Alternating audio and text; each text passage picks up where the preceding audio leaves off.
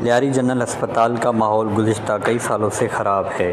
یہاں آئے روز نرسنگ کے طلباء، انتظامیہ اور سیاسی جماعتوں کے درمیان لڑائیاں ہوتی ہیں۔ لڑائیوں کے باعث اسپتال میں OPD اور دیگر آپریشن بند کر دیے جاتے ہیں، جس سے اسپتال میں آنے والے مریضوں کو تکلیف کا سامنا کرنا پڑتا ہے۔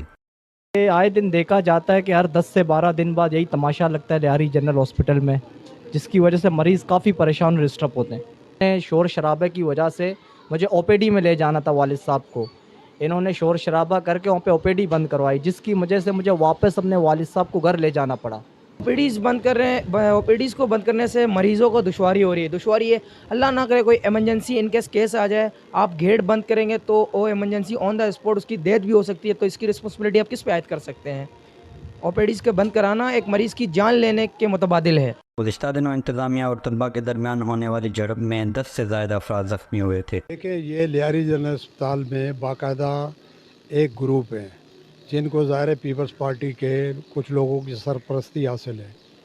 انہوں نے اس اسپتال کو یرغمال بنایا ہوا ہے اور ان کی مونوپولی ہے، وہ وہاں پر جو ہے نا اپنے مفادات کے لیے جو ہے نا یہ کر رہے ہیں اور اسپتال کو انہوں نے تباہ برباد کر دیا۔ لیاری کے شہریوں نے اعلیٰ حکام اور حلقے کے نمائندوں سے مطالبہ کیا ہے کہ لیاری جنرل میں جاری لڑائیوں کو جلد سے جلد ختم کیا جائے تاکہ انہیں علاج میں دشواری کا سامنا نہ کرنا پڑے۔ کیمرہ ٹیم کے ساتھ جواد علی، وش نیوز، کراچی۔